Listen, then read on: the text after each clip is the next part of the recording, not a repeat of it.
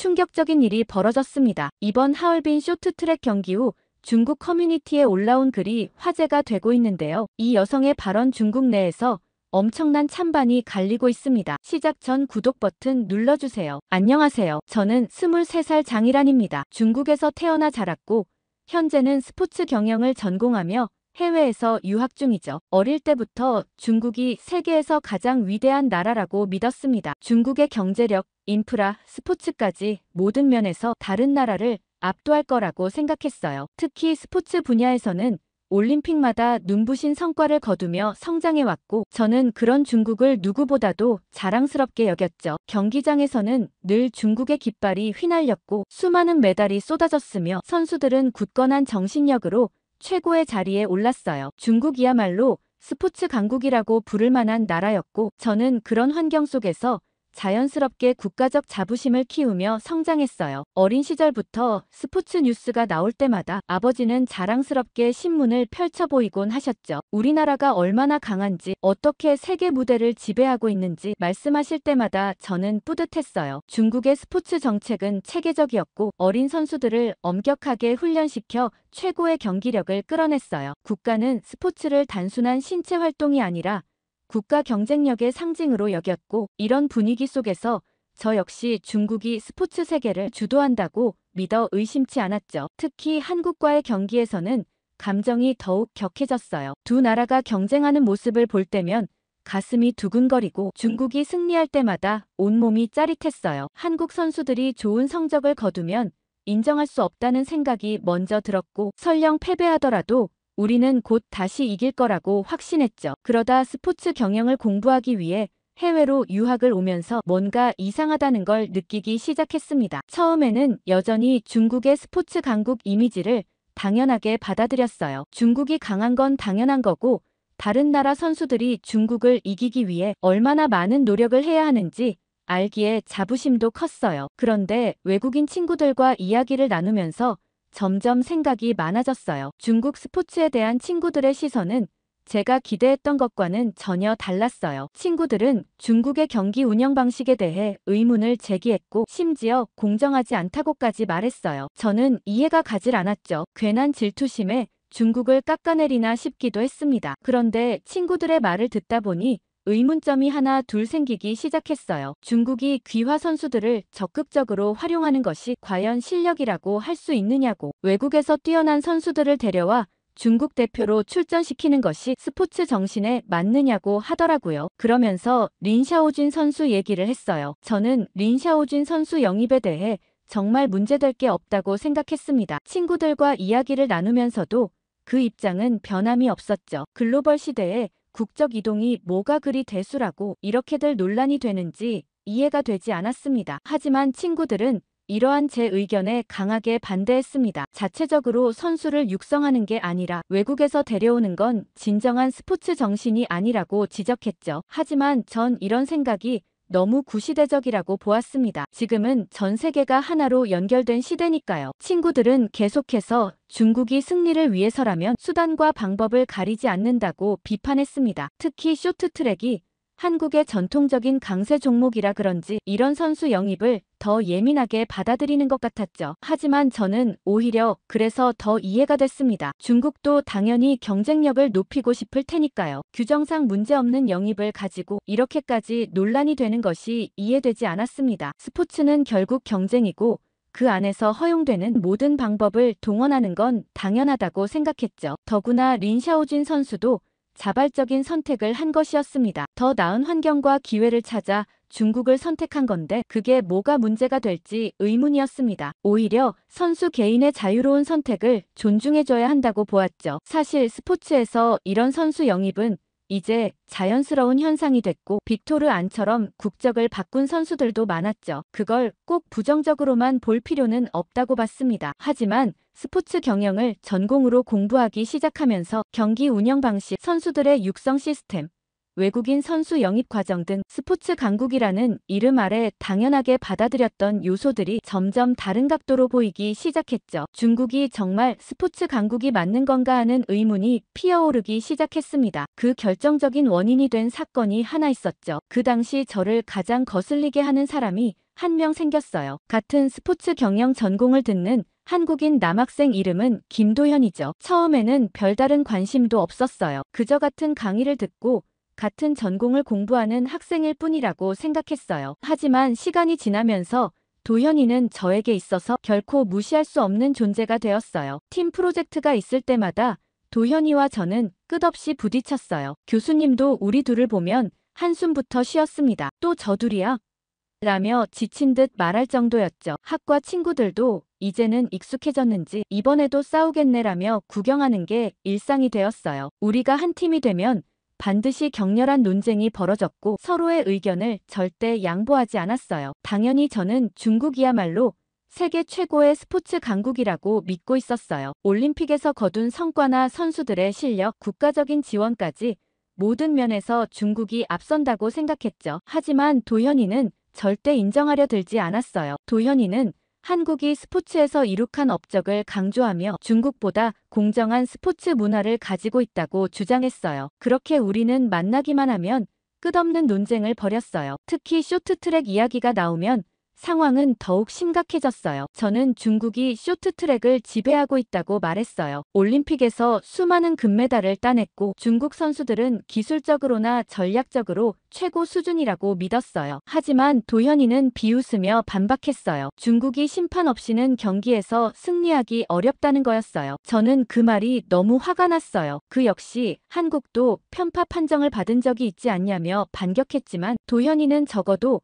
한국은 반칙을 전술이라고 부르지는 않는다고 냉소적으로 말하더라고요. 그 말에 저도 질 수 없었어요. 중국이 승리를 위해 철저한 전략을 세우는 것이지 반칙을 저지르는 것이 아니라고 주장했죠. 그러나 도현이는 끝까지 고개를 젓더군요. 이런 식으로 우리의 논쟁은 끝없이 이어졌어요. 한 가지 종목만이 아니라 모든 스포츠 전반에서 우리는 끊임없이 의견을 달리했어요. 저는 중국이 다양한 종목에서 꾸준히 강한 모습을 보이며 발전해 나가고 있다고 믿었어요. 반면 도현이는 한국이 스포츠의 본질을 지키면서도 강한 경쟁력을 보여주고 있다고 했어요. 그러면서 저는 사사건건 도현이가 제시하는 의견에 반대 의견을 냈습니다. 사실 무조건 도현이 의견에 반대하는 건 아니었지만 묘하게 자존심이 상해 반대 의견을 내고 싶더라고요. 다른 친구는 이렇게까지 할 필요가 있느냐고 물었지만 저는 이상하게 도현이한테만큼은 지고 싶지 않았습니다. 물론 도현이도 마찬가지였죠. 그러던 어느 날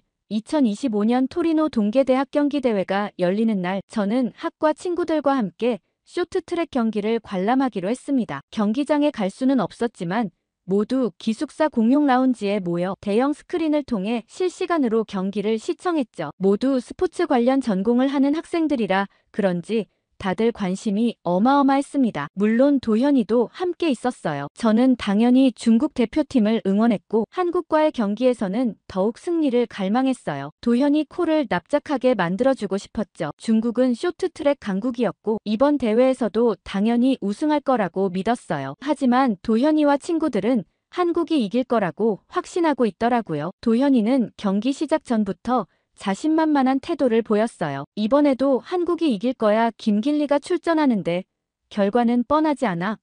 라며 미소를 지었어요. 저는 처음 들어보는 선수를 들먹이다니 도현이의 자신감이 과연 어디에서 나오는지 이해할 수 없겠더라고요. 경기가 시작되자 중국 선수들은 예상대로 초반부터 빠르게 치고 나갔어요. 강한 스피드와 탄탄한 체력으로 다른 선수들을 압박하며 앞자리를 차지했죠. 저는 흡족한 표정으로 경기를 지켜보았어요. 하지만 한국 선수들도 만만치 않았어요. 특히 도현이가 말했던 김길리라는 선수가 눈에 띄었어요. 김길리 선수의 경기 운영은 마치 철저하게 계산된 듯했고 순간적인 판단력과 기술이 돋보였어요. 처음에는 대수롭지 않게 생각했지만 점점 김길리 선수가 보여주는 날카로운 추월과 유연한 몸놀림에 감탄이 나왔어요. 친구들 사이에서도 감탄이 터져나왔죠. 다들 김길리 선수의 경기 운영 능력을 감탄하는 말이 들렸고 제 눈에도 그 선수의 실력이 남다르게 보이긴 하더라고요. 이제껏 중국 대표팀이 강하다는 확신을 가지고 있었지만 김길리 선수의 플레이는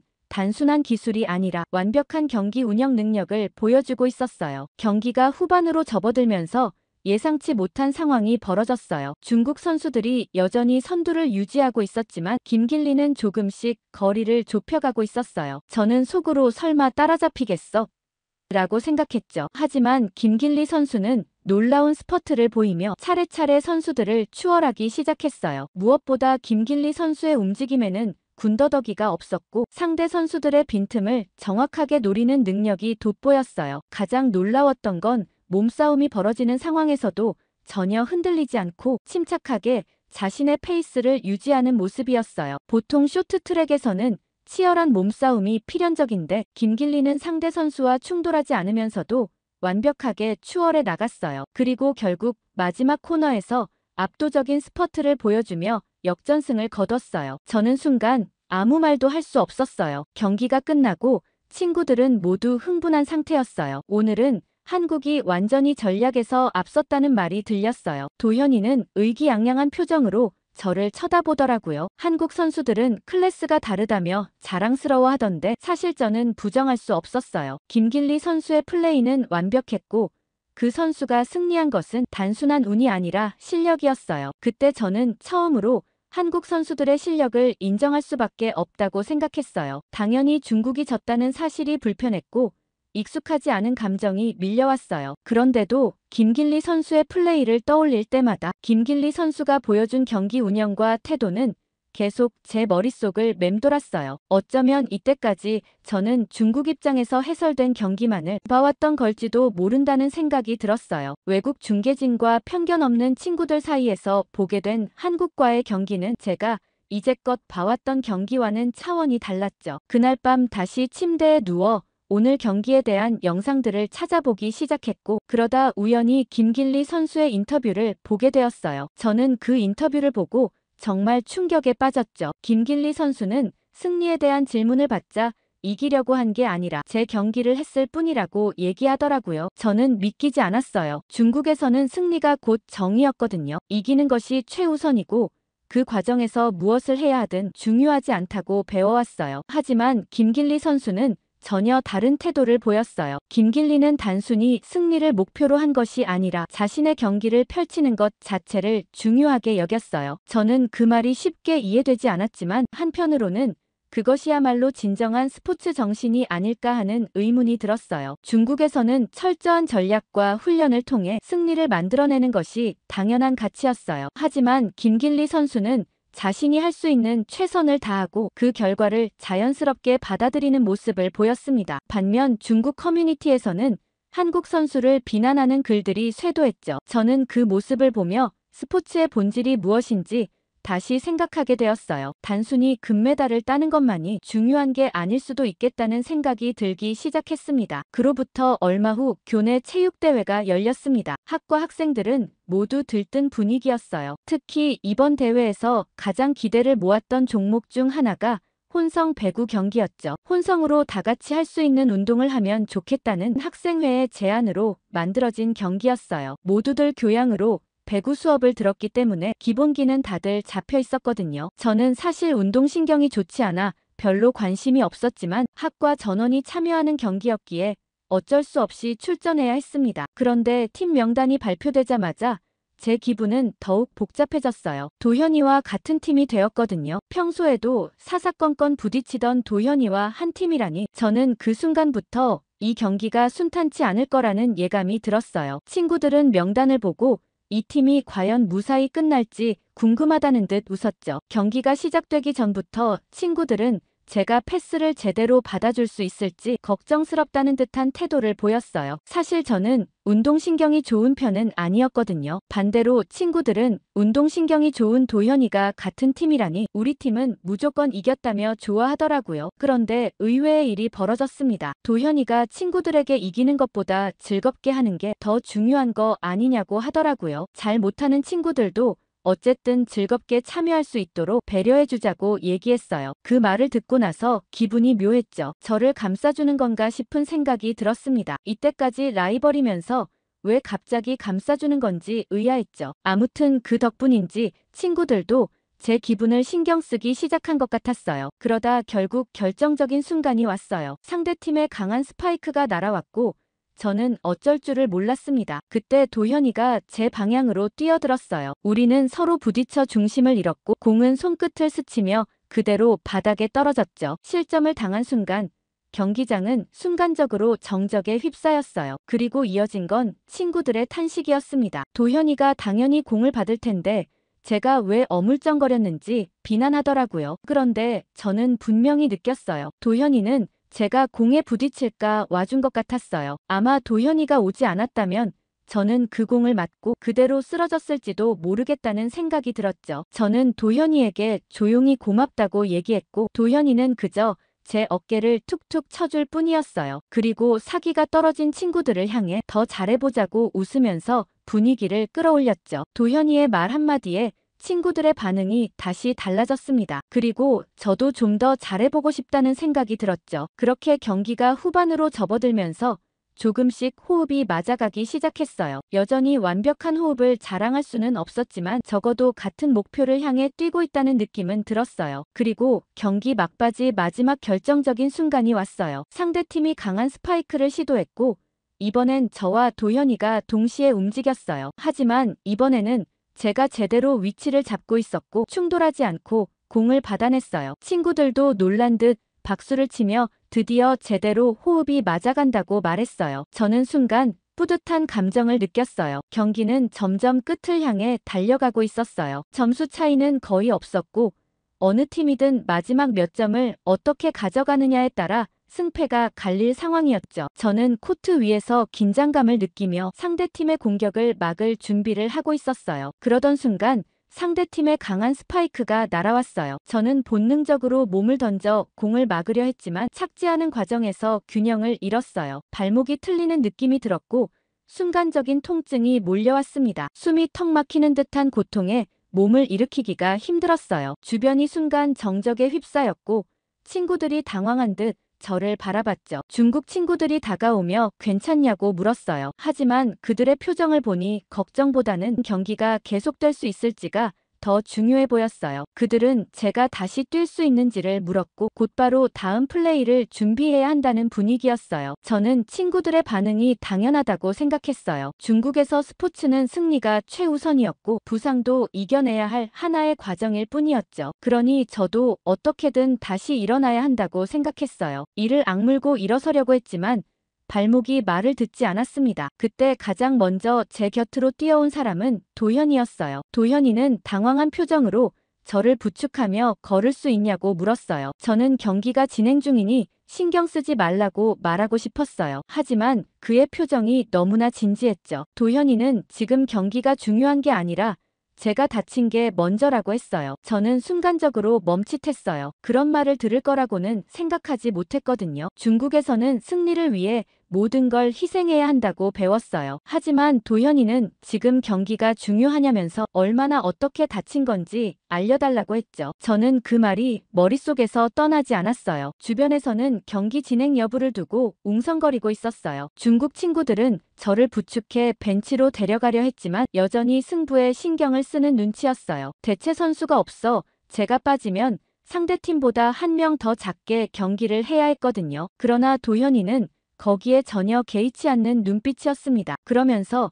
제 상태가 더 악화되면 안 된다고 말하며 움직이지 말라고 하더라고요. 저는 속으로 복잡한 감정을 느꼈어요. 팀의 민폐가 되지 않기 위해 경기를 계속하고 싶은 마음과 부상으로 인해 무리할 수 없는 현실 사이에서 갈등하고 있었어요. 하지만 도현이의 단호한 태도를 보며 저도 모르게 도현이의 말을 따르게 되었어요. 저희 팀은 저를 제외하고 경기를 하게 되었죠. 벤치에 앉아 응급처치를 받으면서도 마음은 여전히 복잡했어요. 제가 빠진 경기였지만 도현이의 압도적인 경기 운영 능력으로 우리 팀이 이기게 되었고 경기가 끝난 후 도현이는 바로 저에게 달려왔어요. 승리를 기뻐하는 다른 팀원들과 달리 도현이는 가장 먼저 제 상태를 확인하려 했어요. 부상으로 제대로 걷지도 못하는 저를 보며 도현이는 눈살을 찌푸렸죠. 저는 괜찮다며 안심시키려 했지만 도현이는 단호하게 병원에 가야 한다고 말했어요. 제 팔을 조심스럽게 감싸며 부축했고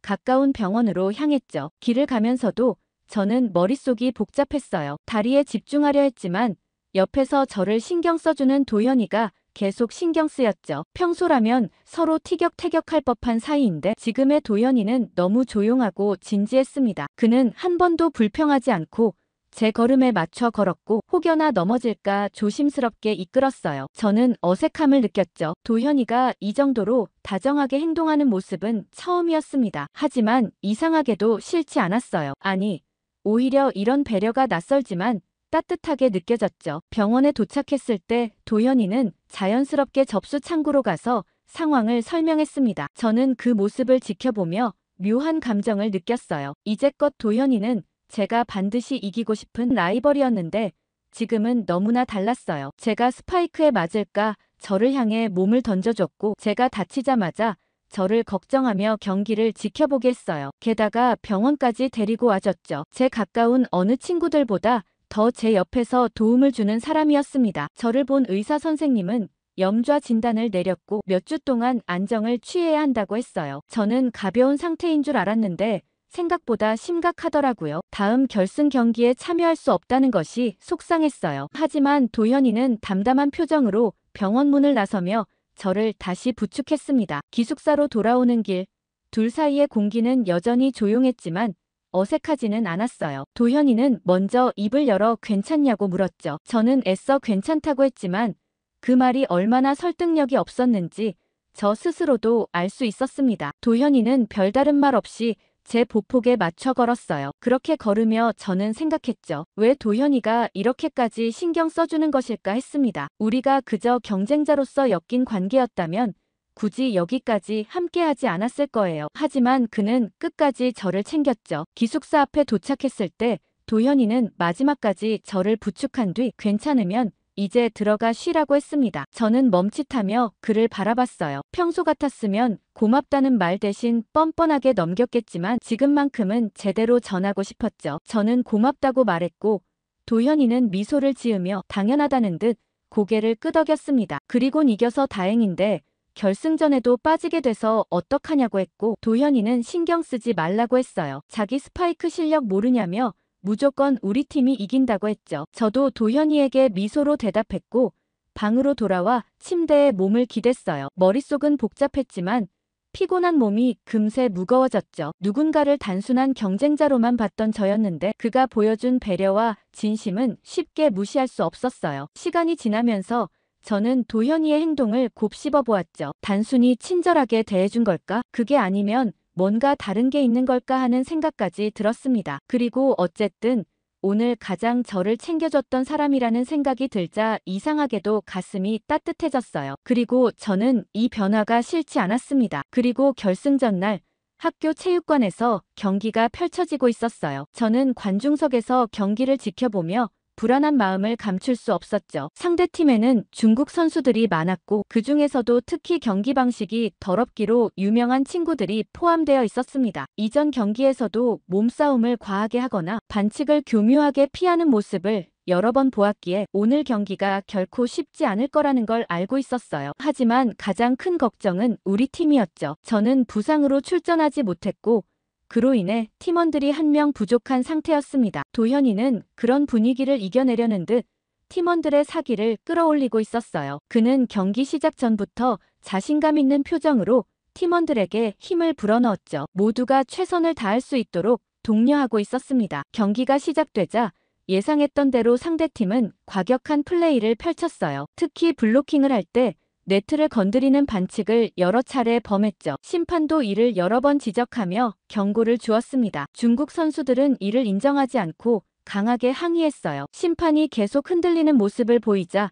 저는 답답한 마음이 들었죠. 경기장 분위기가 점차 상대팀에게 유리하게 흘러가고 있었습니다. 심판이 경기 운영에 혼란을 느끼는 동안 우리 팀은 상대의 거친 플레이에 적응하느라 고전하고 있었어요. 쉬는 시간이 되자 저는 결국 가만히 있을 수 없었어요. 상대팀 선수들에게 거칠게 다가가 왜 이렇게 경기하는지 따져 물었죠. 말투는 자연스럽게 날카로워졌고 몸은 긴장으로 굳어졌습니다. 그들은 오히려 비웃듯 고개를 흔들며 중국인이라면 당연히 중국팀을 응원해야 하는 것 아니냐고 되물었어요. 이기는 것이 가장 중요하지 않느냐며 반칙이든 뭐든 상관없다고 말하는 그들의 태도에 저는 순간적으로 분노가 치밀었죠. 손을 꽉 쥐며 한 걸음 더 다가서자 그들의 표정도 경계로 바뀌었습니다. 저는 감정을 누르며 단호하게 스포츠 정신을 지켜야 한다고 말했어요. 승리는 정당한 방법으로 이루어져야 하며 반칙을 저지르면서까지 얻는 승리는 아무 의미가 없다고 덧붙였죠. 하지만 그들은 여전히 비웃으며 돌아섰고 저는 다시 경기장으로 향했습니다. 경기는 계속됐지만 상대팀의 거친 플레이는 멈추지 않았어요. 교묘하게 반칙을 피하면서도 계속해서 우리 팀을 방해했죠. 점점 경기의 흐름이 상대팀으로 넘어가는 듯 보였고 우리 팀은 밀리는 분위기였어요. 도현이도 힘든 기색을 보였지만 포기하지 않았죠. 오히려 더 강한 집중력을 보이며 팀원들을 다시 한번 다독였습니다. 마침내 중요한 순간이 찾아왔어요. 상대팀이 공격을 이어가며 득점을 쌓아가던 중 도현이는 기회를 놓치지 않았죠. 완벽한 타이밍에 뛰어올라 강력한 스파이크를 내리꽂았습니다. 공이 상대 진영으로 빠르게 향했고 상대 수비진은 이를 막아내려 했지만 너무 강한 힘에 밀려 제대로 반응하지 못했어요. 순간 경기장은 짧은 침묵에 휩싸였고 이내 우리 팀의 환호성이 울려 퍼졌죠. 도현이의 스파이크로 분위기가 단숨에 바뀌었습니다. 상대팀은 당황했고 그 틈을 타 우리 팀은 연속 득점을 이어가며 빠르게 점수를 뒤집었어요. 흐름이 완전히 우리 쪽으로 넘어오자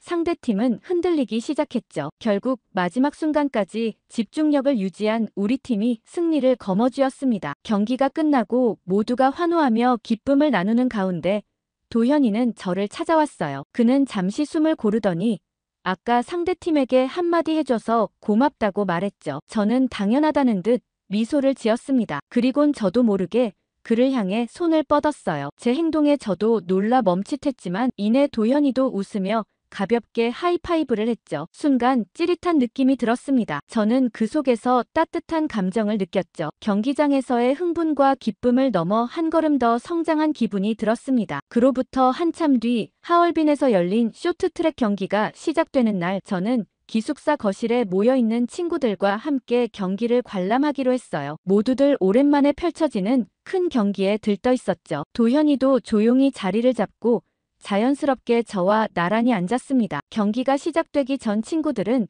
장난스럽게 내기를 제안했어요. 대부분이 중국팀의 우승을 확신했고 당연히 저도 같은 선택을 할 거라고 생각했죠. 하지만 저는 잠시 고민하다가 한국팀의 우승에 걸겠다고 했습니다. 친구들은 놀란 표정으로 저를 바라봤어요. 예전 같았으면 무조건 중국팀을 선택했을 텐데 저 스스로도 이 선택이 의외였죠. 경기가 시작되자 중국 선수들은 예상대로 초반부터 빠르게 치고 나갔습니다. 빠른 스타트와 강한 체력으로 압박을 가했고 경기장은 중국 대표팀을 응원하는 열기로 가득했어요. 하지만 이번에는 단순히 중국팀의 승리만을 바라보지 않았죠. 저는 선수들의 움직임과 경기의 흐름을 더 유심히 지켜봤습니다. 한국 선수들의 플레이는 매우 전략적이었고 상대 선수들의 움직임을 읽으며 빈틈을 노리고 있었어요. 과거에는 중국 선수들의 압도적인 스피드와 파워에만 집중했다면 이번에는 경기의 흐름과 전략을 새롭게 바라볼 수 있었죠. 경기가 중반을 넘어가면서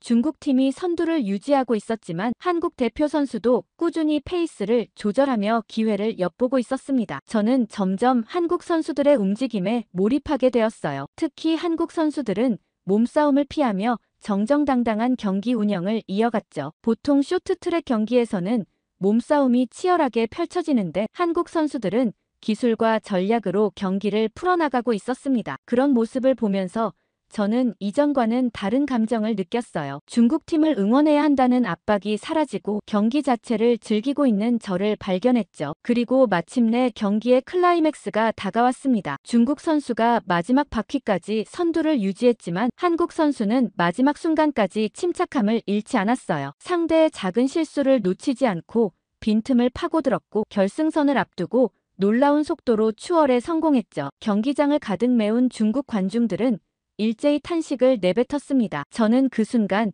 한국 선수의 승리를 응원하고 있는 제 자신을 깨달았어요. 경기가 끝나자 거실은 온통 환호성으로 가득 찼죠. 저는 자리에서 벌떡 일어나 친구들과 함께 기쁨을 나누었습니다. 중국팀이 패배했음에도 불구하고 이번만큼은 한국 선수들의 승리가 마땅하다고 느껴졌어요. 친구들도 저를 보고 놀란 듯 웃었죠. 그들은 제가 이렇게까지 한국팀의 승리를 기뻐할 거라고는 상상도 못했을 거였습니다. 저도 스스로가 낯설게 느껴졌어요. 하지만 이 감정이 나쁘지 않았죠. 오히려 짜릿했고 가슴이 뜨거워졌습니다. 그러다 옆을 돌아보니 도현이도 환하게 웃으며 저를 바라보고 있었어요. 그의 표정에는 놀라움과 동시에 이해하는 듯한 느낌이 담겨 있었죠. 저는 순간 감정이 북받쳐 올랐고 무의식적으로 도현이를 향해 달려가 힘껏 안겼습니다. 도현이는 순간적으로 놀란 듯했지만 이내 웃으며 저를 받아줬어요. 저는 그제야 깨달았죠. 이제는 단순한 국적이 아니라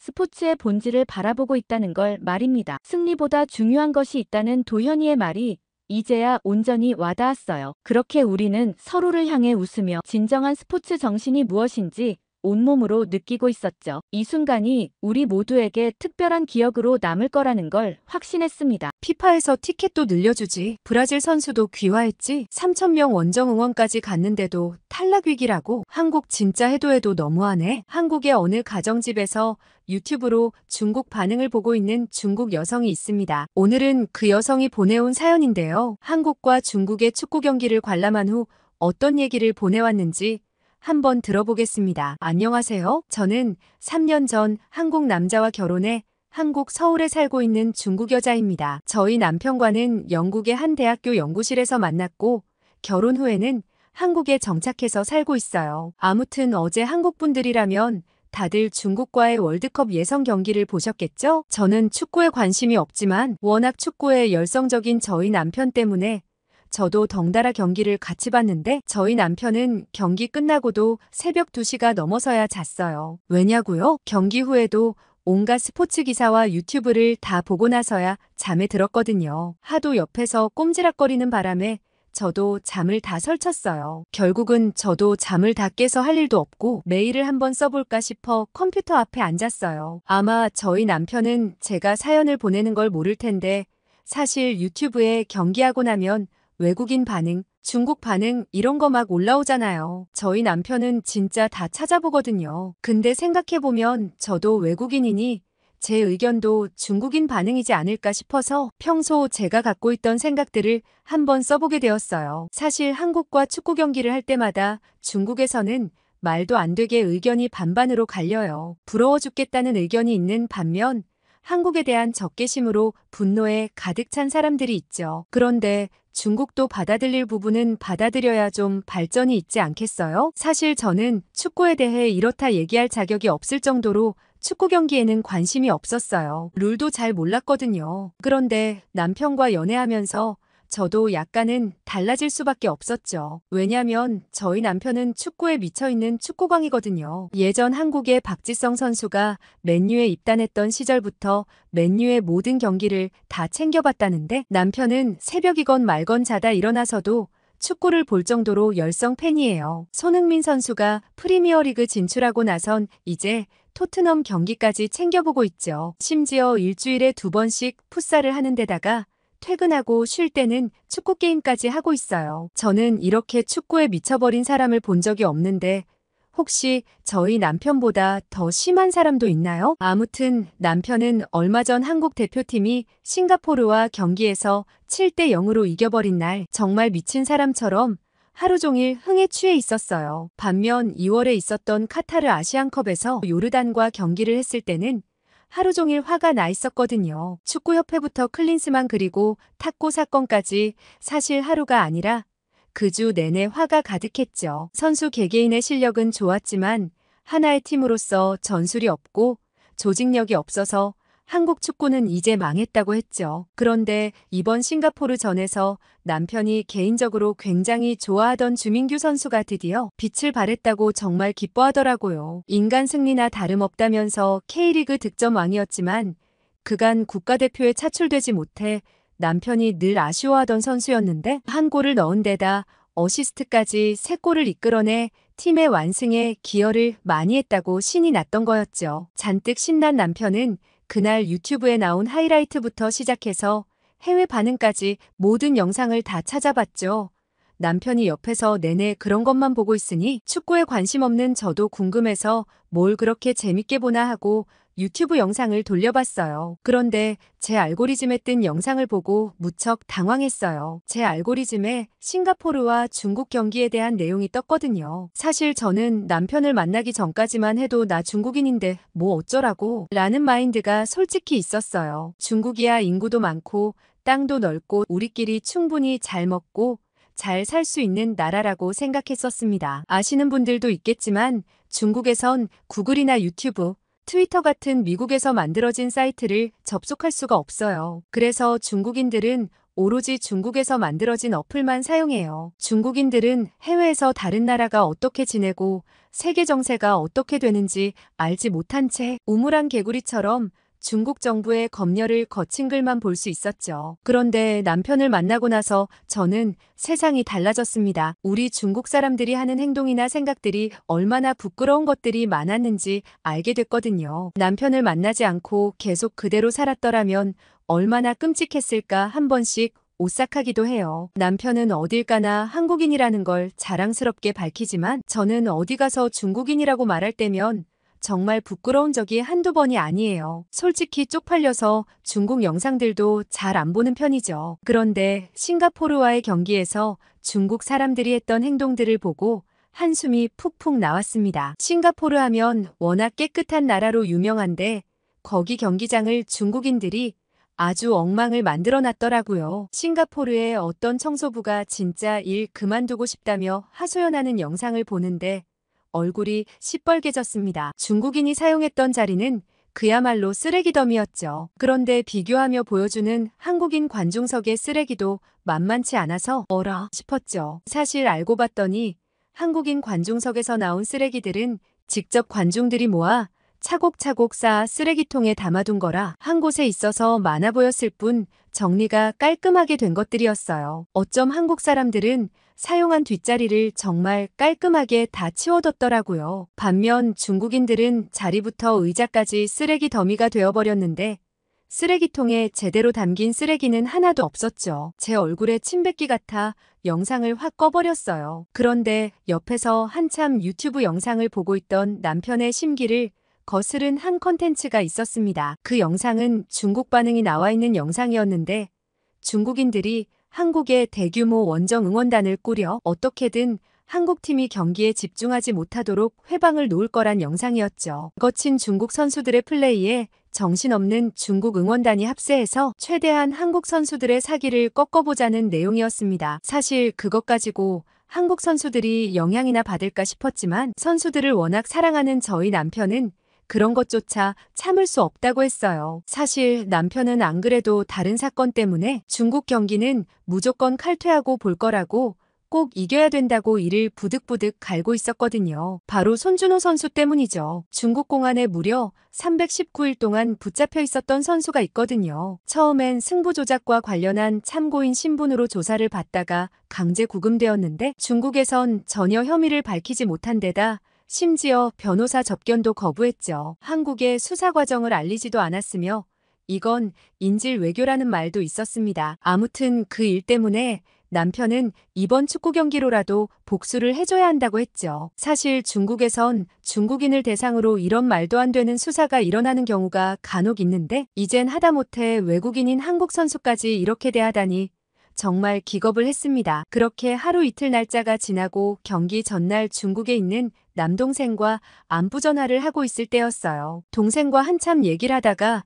축구 경기 얘기가 나왔죠. 그런데 동생이 정말 웃긴 얘기를 했어요. 아무리 한국 선수들이 완벽하더라도 그래도 사람인데 조금 실수를 할 수도 있지 않을까? 중국이 비기기만 해도 가능성이 있다는 얘기를 하더라고요. 제가 축구에 대해선 잘 모르긴 하지만 남편을 따라 하도 경기를 많이 봤던지라 저도 얕게나마 축구에 대해 좀 알고 있는데 그건 절대 불가능해 보였거든요. 싱가포르 경기에서 7골이나 뽑아낸 한국팀이 중국과 무승부가 될 리가 없잖아요. 동생과 전화를 끝내고 수화기를 건네받은 아빠는 갑자기 화를 버럭 내셨습니다. 중국 축구대표팀이랑 축구협회는 당장 해체해야 된다고 아주 성질을 버럭버럭 내셨죠. 스포츠에 워낙 관심이 많은 아빠다 보니 매번 기대 이하의 플레이를 보여주는 대표팀에 단단히 화가 나셨던 거죠. 사실 중국이 축구를 못하는 건 진짜 이해가 안 돼요. 솔직히 올림픽이나 국제대회를 보면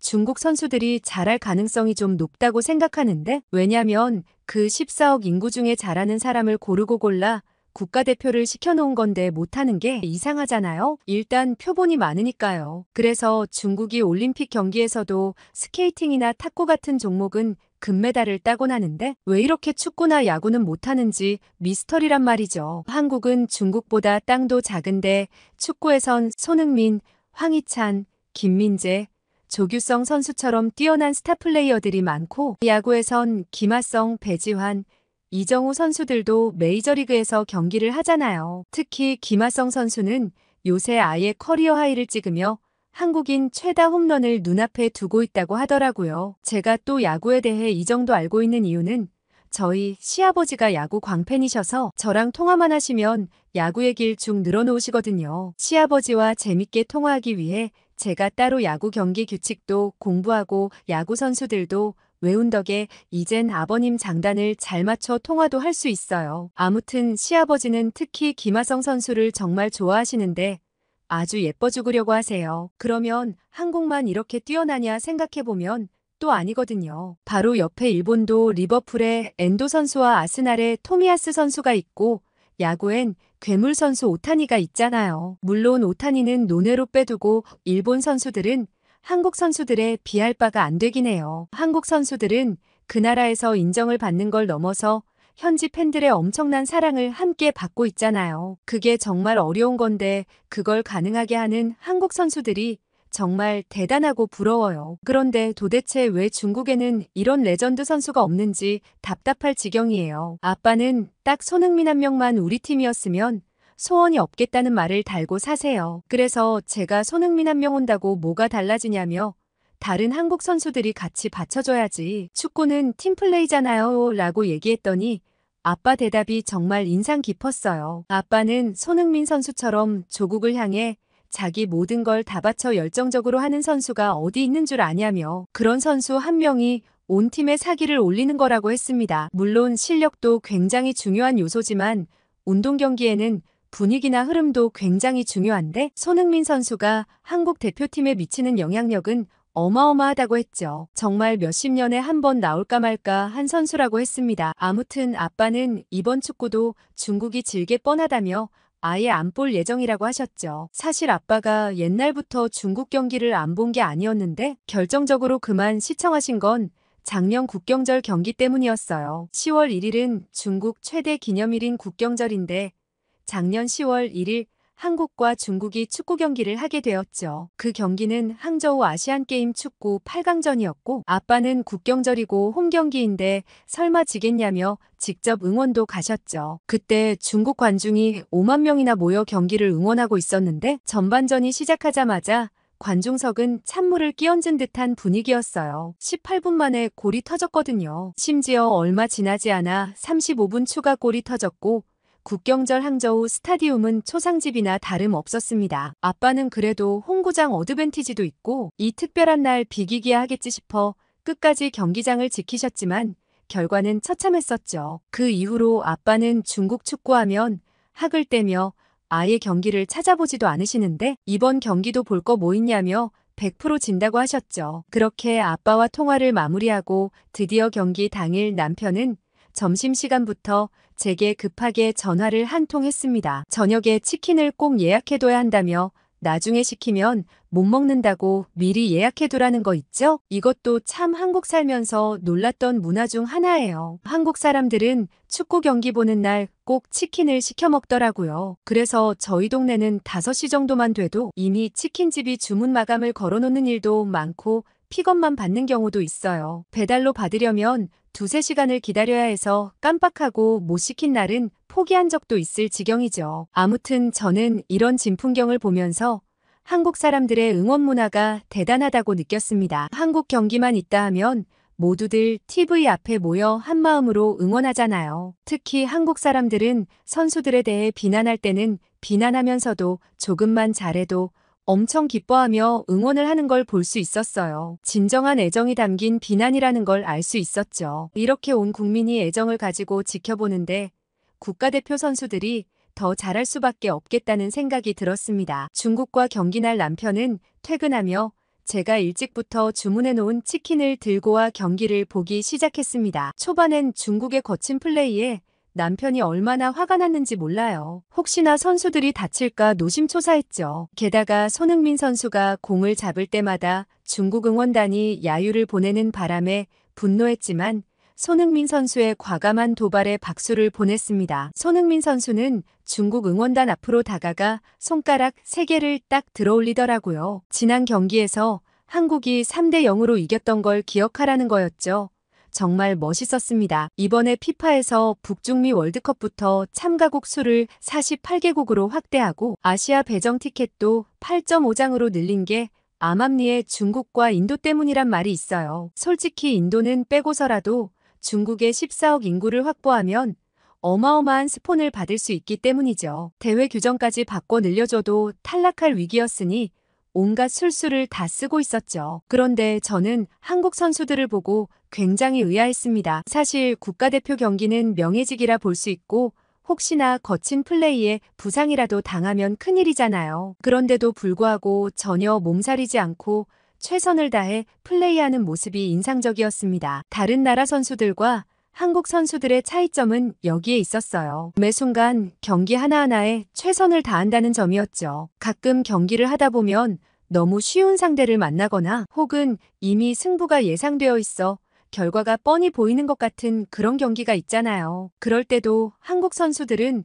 절대 대충 하는 법이 없더라고요. 악발이 근성으로 휘슬 소리가 날 때까지 최선을 다하는 모습이 인상적이었습니다. 특히 손흥민 선수는 워낙 중국 선수들이 밀착 마크를 하니 혹시나 다칠까 제가 다 노심초사했어요. 솔직히 손흥민 선수가 출전하지 않아도 중국 정도는 충분히 이길 수 있을 것 같았는데 역시나 결정적인 순간에 힘이 돼준 건 손흥민 선수였죠. 매 경기 하나하나에 최선을 다하는 손흥민 선수의 태도가 정말 멋졌습니다. 제가 이제껏 남편과 함께 한국 국가대표 경기를 보면서 손흥민 선수의 리더십에 감탄한 적이 한두 번이 아니었는데요. 사실 팀의 주장이라는 자리는 꽤 부담스러운 자리인데다 솔직히 내가 손흥민이라면 굳이 한국 국가대표 경기에 그렇게 열정적이지 않을 것 같다는 생각을 해본 적이 있어요. 손흥민 선수가 돈과 명예만 생각했다면 절대 그렇게 하지 않았겠죠. 손흥민 선수는 나라를 향한 깊은 사랑과 자부심이 느껴졌어요. 세계적인 스타 플레이어인 주장이 항상 성실하고